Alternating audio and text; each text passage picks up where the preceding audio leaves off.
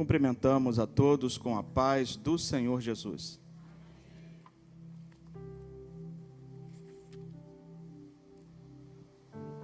Meus irmãos, é um privilégio estar com todos vocês esta manhã, para nós abordarmos mais uma vez a palavra de Deus. E eu convido a todos que abram a sua Bíblia no Evangelho de nosso Senhor Jesus Cristo, segundo escreve Marcos, capítulo 8, versículo 27, até ao versículo 30. Esse é o nosso texto de referência. Nós estaremos estudando, examinando, em 2 momentos, a lição de número 9, página 59.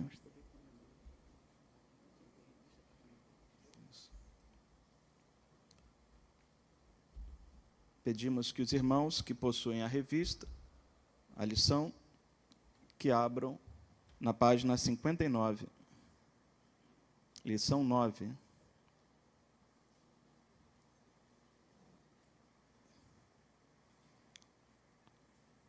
Todos encontraram? Digam amém.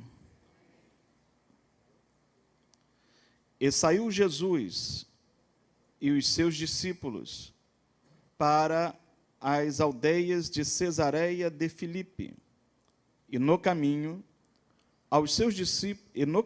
perguntou aos seus discípulos, dizendo: Quem dizem os homens que eu sou? E eles responderam: João Batista, e outros, Elias, mas outros, um dos profetas. E ele lhes disse: Mas vós, quem dizeis que eu sou? E respondendo Pedro, lhe disse: Tu és o Cristo. E admoestou-os para que a ninguém dissessem aquilo dele. Você pode tomar o seu assento, em nome do Senhor Jesus.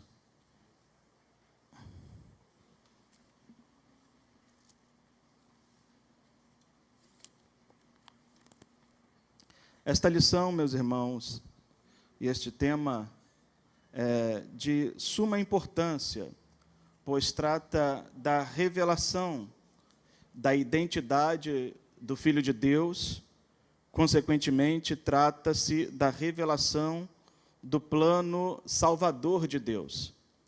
E Jesus, neste momento de sua vida, ele está há poucos dias, poucas semanas, de encerrar o seu ministério. Ele está caminhando, indo em direção a Jerusalém. Ele está transitando por algumas regiões conhecidas da Bíblia, como Galileia, como Pérea, e, por fim, a Judéia. E neste ínterim, Jesus, ele faz esta pergunta de extrema importância: quem dizem os homens ser o Filho do Homem? Esta pergunta traz na sua esteira 3 perguntas que eu gostaria que nós nos fizéssemos esta manhã. Perguntas muito importantes. Entre elas estão: o que pensamos de nós mesmos? O que as pessoas pensam de nós? E o que Deus pensa de nós? Com relação a Jesus, ele não precisava perguntar a si mesmo, porque ele bem sabia quem ele era, e ele não precisaria perguntar ao Pai a respeito de si mesmo, porque o Pai já por 3 vezes havia declarado de que ele era o Filho amado em quem o Pai tinha prazer. Mas ele faz a pergunta direcionada aos seus interlocutores, ao seu próximo: quem eles pensam que eu sou? E dentro dessa perspectiva, eu gostaria de iniciar esta introdução fazendo essas perguntas. O que você pensa de você mesmo? O que eu penso de mim mesmo? Em muitas narrativas bíblicas, nós encontramos tanto homens quanto mulheres que pensavam de si alguma coisa. Moisés se achava incapaz de liderar o povo de Deus em uma grande libertação, dizendo: eu sou um homem de língua pesada. Gideão pensava de si da seguinte maneira: eu sou o menor na casa de meu pai. Para piorar, a minha família é a menor da minha tribo. E para dificultar um pouco mais, a minha tribo é a menor de todas as tribos de Israel. Com que hei de livrar ao povo do Senhor? E Deus disse: vai nesta tua força. Então, algumas vezes nós pensamos de nós em uma medida aquém, outras vezes pensamos de nós em uma medida além. Há homens na Bíblia que pensaram de si mesmos em uma medida muito além. Nabucodonosor olhou para a sua grande Babilônia e ele diz: eis aí a grande Babilônia que eu construí para a minha própria glória, e Deus o abateu. Herodes recebeu glória de Deus enquanto discursava, e o povo lhe dizia: voz de Deus e não é voz de homem. E ele recebeu esta glória e o Senhor o abateu. Bom será que nesta manhã nós pensemos de nós em uma medida equilibrada, nem aquém e nem além, mas como disse o Senhor e como disse Samuel: eis-me aqui, Senhor, fala que o teu servo ouve. Como disse Isaías para o Senhor: eis-me aqui, envia-me a mim, nem melhor e nem pior, apenas usa-me, Senhor. A segunda pergunta: o que as pessoas pensam de nós? Isso é muito importante em certa medida. Não devemos viver uma vida amarrada segundo a opinião do nosso próximo, mas devemos dar certa atenção. Porque muitas pessoas fazem julgamentos de nós inadequados, muitas pessoas nos caluniam, nos injuriam, muitas pessoas nos rotulam, muitas vezes daquilo que nós não somos, e fazem isso desonestamente. Mas há pessoas honestas que fazem julgamentos corretos sobre a nossa vida. E muitas vezes nós estamos errados, mas queremos passar por certos. E então recusamos qualquer tipo de crítica, qualquer tipo de julgamento, e nos colocamos acima da média. Como um certo artista, há um tempo atrás, julgou-se acima da média. E isso fez com que a carreira dele, a trajetória dele musical fosse abatida, a ponto dele ter que sair do país, morar fora do país um tempo, e agora sim regressar e retomar a sua atividade. Bom, as pessoas devem pensar de nós aquilo que nós reproduzimos com as nossas ações, e não somente com as nossas palavras. Então devemos tomar, em certa medida, isto como importante. O que a minha esposa pensa de mim? O que a minha família pensa de mim? O que a minha igreja pensa de mim? Eu não posso estar servindo ao Senhor e parecendo algo que eu não sou. Eu não posso estar aqui servindo como exemplo de algo que eu não faço. Eu tenho que ser aquilo que falo e tenho que falar aquilo que eu sou. A terceira pergunta é: o que Deus pensa de nós? E esta das três é a mais importante, porque você pode fazer um julgamento errado de si mesmo, pessoas podem fazer julgamentos errados a respeito de nós, mas Deus não erra em nos julgar. Deus não erra em nos ver. A história registra, no livro de 1 Samuel, que Samuel foi enviado por Deus à casa de Jessé, porque Deus disse para Samuel vai à casa de Jessé, porque dentre os seus filhos tenho me provido de um rei, pois Deus havia rejeitado Saul. E Samuel foi à casa de Jessé. Chegando lá, fez passar em revista os 7 primeiros filhos de Jessé. E na primeira revista veio o mais velho, e ele olhando para aquele rapaz forte, bonito, com porte, ele disse: certamente está diante de mim o ungido do Senhor. Nós estamos falando de um profeta que no seu próprio livro registra que nenhuma de todas as palavras que ele falou caíram em terra. Um homem de Deus extraordinário, um homem de Deus de uma intimidade grande, vasta com Deus, mas que na sua velhice ainda necessitava de algumas lições e aprender algumas coisas com o Senhor. E o Senhor disse para ele: não é este, tenho rejeitado. Então veio o segundo e ele disse: certamente está diante de mim o ungido do Senhor. E o Senhor disse: também não é este, tenho rejeitado. E fez passar os 7 filhos em revista. E o Senhor disse: a nenhum desses tenho escolhido.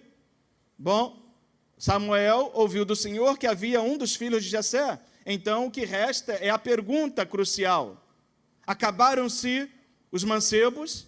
Acabaram-se os jovens? E o velho Jessé disse: não, ainda tem um mais moço, está lá no campo apacentando as ovelhas. Ele disse: mandai trazê-lo.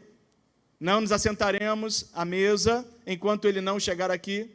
E logo trouxeram a Davi. E a Bíblia faz questão de falar de Davi como um rapaz pequeno, de aspecto gentil, bonitinho, ruivo, mas que não tinha a aparência, segundo a ótica humana, para ser um rei. E quando ele pôs os pés naquela casa, o Senhor disse: é este mesmo, separa-o, unge-o. Dentro dessa narrativa, o Senhor disse algo interessante a Samuel: Samuel, não atentes para a sua aparência, nem para a sua estatura, porque tu olhas para o que está diante de ti, mas eu, Senhor, vejo o coração, eu sondo o coração. Deus não olha para nós aquilo que nós aparentamos, Deus olha para nós aquilo que nós somos. E Deus nem olha para você e para mim aquilo que você é hoje, Deus olha para você aquilo que você já será amanhã. Porquanto Davi ainda era um mocinho, talvez 14, 15 anos, e ele disse para Jessé que ele achou um homem segundo o seu coração. E era um garoto, mas ele disse que achou um homem. Achei a Davi, homem segundo o meu coração, que executará toda a minha vontade. O que Deus pensa de você e de mim nesta manhã? O que você pensa de você mesmo, o que as pessoas estão pensando? Uma das recomendações para o ministério é que nós devemos ter bom testemunho, tanto dos que estão dentro, quanto dos que estão do lado de fora. Há muitas pessoas que até possuem um bom testemunho dentro da igreja, mas um péssimo testemunho fora. O segundo ponto a ser abordado é sobre a semelhança. Eles, ao responderem à pergunta de Jesus, falaram que Jesus tinha uma semelhança com Jeremias, João Batista, Elias ou algum dos outros profetas. A semelhança importa em grau de parentesco, fisionomia, temperamento, hábitos e etc. Mas eu quero lhes dizer que não é Jesus que parecia com tais homens, mas tais homens se pareciam com Jesus. Pois quando João Batista estava pregando às margens do Rio Jordão, sendo interrogado a respeito de se ele seria o Messias, ele disse: eu não sou o Cristo, eu não sou o Messias, mas sou enviado adiante dele para preparar o seu caminho. Ele é antes de mim, e ele é mais forte do que eu. Todos nós devemos parecer com Jesus. Todos nós devemos ter um grau de parentesco com Jesus. E o grau de parentesco de Jesus não é com os homens, o grau de parentesco de Jesus é com o Pai Celestial. Ao sair das águas, o Pai disse: este é o meu Filho amado, em quem tenho prazer. Todos nós trazemos em nossa genética algum grau de semelhança com os nossos parentes. Uns trazem traços do pai, outros da mãe, outros até mesmo dos avós, dos tios. Você se parece com Jesus? Será que nós estamos vivendo de maneira que pareçamos com Cristo? Esta é a verdadeira terminologia do nome cristão. Parecido com Cristo, imitador de Cristo.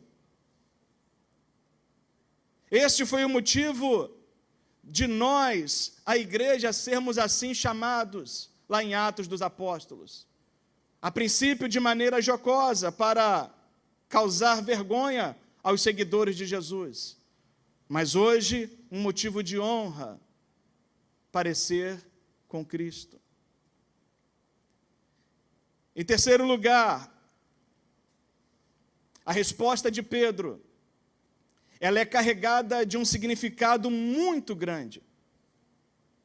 Pedro respondendo, lhe disse, tu és o Cristo, tu és o Messias. Esta resposta, irmãos, ela está carregada de um sentido muito maior do que nós podemos imaginar. O Messias era o rei ungido de Deus, da dinastia de Davi. E Pedro, ao afirmar estas palavras, Jesus o abençoa. Jesus o elogia, dizendo: bem-aventurado és tu, Simão Bar-Jonas, porque quem te revelou isso não foi carne e nem foi sangue, mas foi o meu Pai que está nos céus. Uma coisa muito importante para você saber nesta manhã: só pode conhecer a identidade de Cristo aqueles que foram revelados pelo Senhor, porque o homem natural não entende as coisas do Espírito, mas o homem espiritual discerne tudo perfeitamente.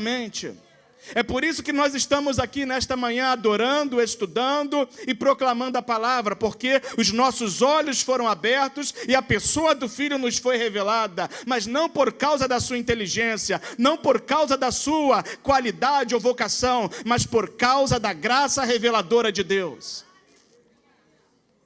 Tu és o cumprimento de toda a profecia, tu és a semente da mulher, tu és o rei leão de Judá, tu és o cordeiro pascual e a rocha ferida, tu és o filho de Davi e o bom mestre, tu és o redentor, tu és o sacerdote eterno, tu és a palavra viva, pão da vida, água da vida, tu és o servo sofredor, ultrajado e humilhado de Isaías, tu és o renovo justo de Jeremias, tu és Emanuel, tu és luz do mundo, tu és a alegria de Sião, a porta e o bom pastor, tu és o rei dos judeus, o caminho, a verdade, a ressurreição, tu és superior aos anjos, a Arão, a Moisés, ao pacto da lei, tu és amor, fiel e verdadeiro, raiz e a geração de Davi, a brilhante estrela da manhã, o rei dos reis e o senhor dos senhores. Tudo isso, irmãos, e muito mais está contido nesta afirmação de Pedro: tu és o Cristo.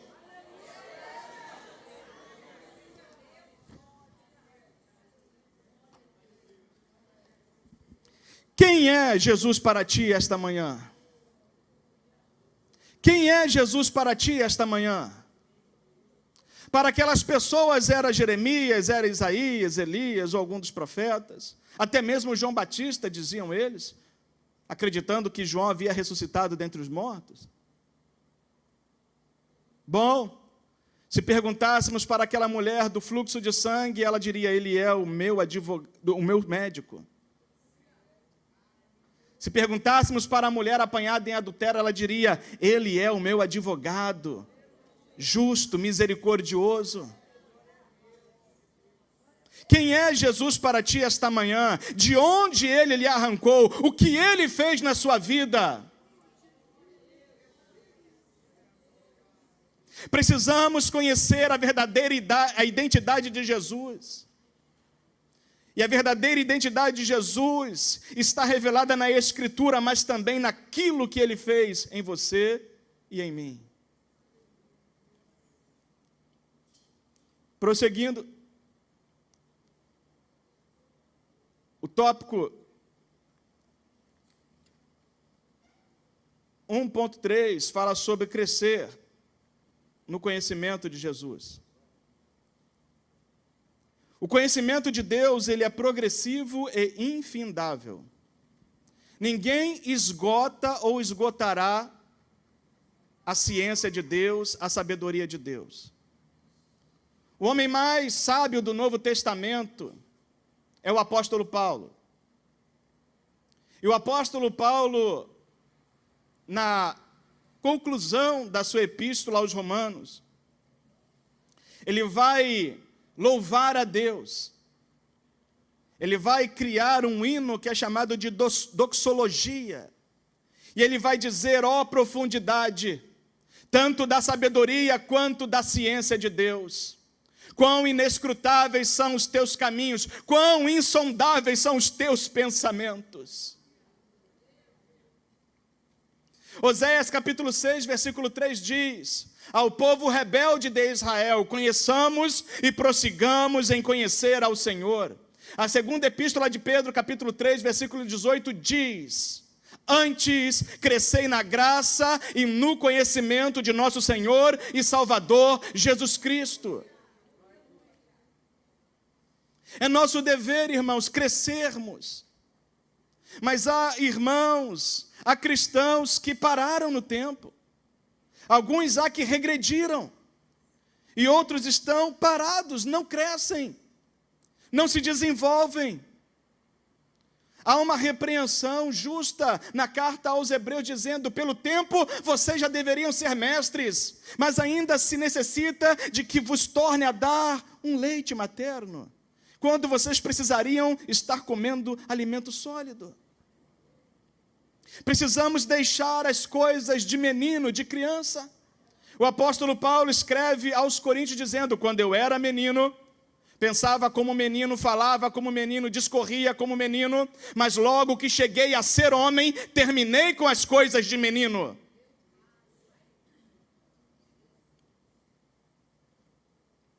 Dentro do conhecimento de Deus, há a revelação geral e a revelação especial.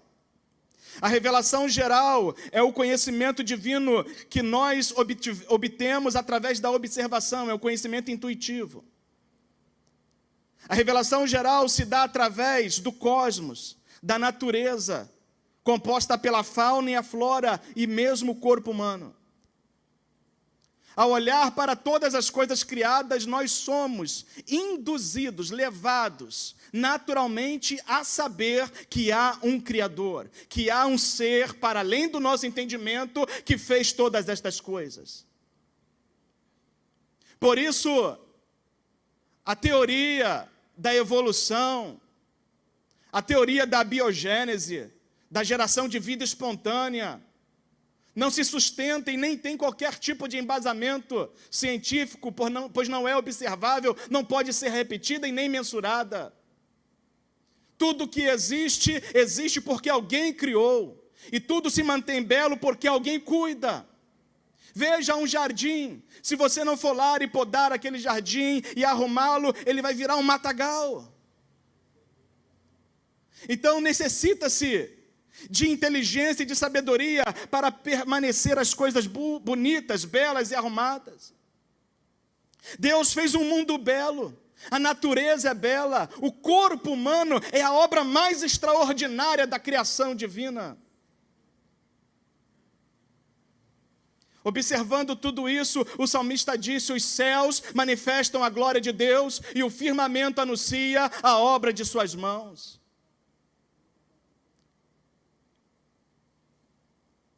A segunda revelação é a revelação especial, Porque, embora a revelação geral possa nos apontar que existe um Deus, existe um Criador, ela é insuficiente para nos levar à salvação. Ela é insuficiente para nos dar o conhecimento do perdão dos pecados e da nossa dívida para com Deus. Então nós temos a revelação especial ou soteriológica, que é a maneira pela qual o conhecimento de Deus se dá de forma objetiva e plena, através, primeiro, da preservação de Israel, através dos milagres, da comunicação divina direta. Deus se revelou diretamente a algumas pessoas. A Bíblia diz que ele se revelou a Abraão e disse a Abraão: sai da tua terra e do meio da tua parentela e vai para a terra que eu te mostrarei. Da encarnação, a Bíblia diz que o Verbo estava com Deus e o Verbo era Deus, lá no princípio, mas o Verbo se fez carne e habitou entre nós, e vimos a sua glória, cheio de graça e de verdade.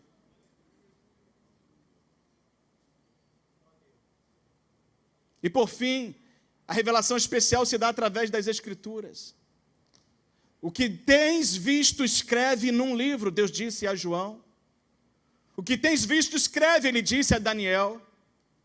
Não fosse as Escrituras terem sido registradas, hoje muitas coisas nós não saberíamos.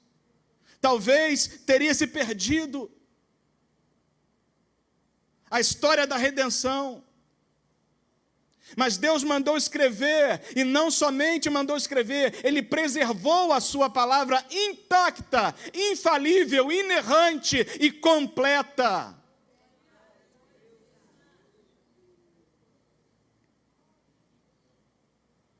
Em último lugar, alguns benefícios do conhecimento divino. O conhecimento divino nos torna humildes. Salmo 139, 6. O salmista Davi disse: ah, Senhor, o teu conhecimento é tão alto que eu não posso alcançar. A tua sabedoria é tão grande, ela é mais inumerável do que a areia que está na praia do mar. Isso nos torna humildes. Isso mostra que quanto mais aprendemos, mais entendemos que nada sabemos. Como pode alguns ainda andarem com o nariz em pé, quando nós não passamos de pó e cinza? Por maior que seja o meu e o seu conhecimento, o conhecimento de Deus nos põe abaixo de qualquer limite. O conhecimento de Deus nos adorna, nos enfeita. Provérbios 20, 15. O conhecimento de Deus nos enriquece e prospera. Provérbios 24, 4. Escute, quantos de nós não gastamos o nosso dinheiro muitas vezes, outrora, em coisas que não eram beneficentes para nós e para outros? Quantos não gastaram seu dinheiro em coisas fúteis, em coisas vãs, a prejuízo da sua própria saúde? O profeta Isaías, cheio do Espírito Santo, disse: por que gastais o vosso dinheiro naquilo que não é pão e o produto do vosso trabalho naquilo que não vos pode satisfazer? Mas quando nós encontramos a Cristo, o nosso dinheiro passa agora a ser poupado, redirecionado. Você já não gasta mais com jogos ilegais, você já não gasta mais com drogas, com bebidas, com fumos. Você agora gasta com a sua casa, com a sua família, com melhoria para o seu lar, para a sua saúde. Você dizima, você oferta, você investe na obra de Deus. O que isso gera para nós? Prosperidade. O conhecimento de Deus nos justifica. Isaías 53, 11 diz: com o seu conhecimento o meu servo justificará muitos. O conhecimento de Deus nos alimenta e guia. Jeremias 3,15, ele disse: vos darei pastores segundo o meu coração, para vos apacentarem. O que faz um pastor? Ele guia e alimenta as suas ovelhas. O conhecimento de Deus nos liberta. João 8,32, e conhecereis a verdade, e a verdade vos libertará. O conhecimento nos salva, e esta é a salvação, que conheçam a Ti por único Deus, e a Jesus Cristo, a quem enviaste. O conhecimento santifica e capacita para o ministério. Não perca a sua oportunidade, meu irmão. Invista o seu tempo, invista os seus recursos. Gaste-se e deixe-se gastar pelo Senhor e na obra do Senhor. Que Deus vos abençoe em nome de Jesus.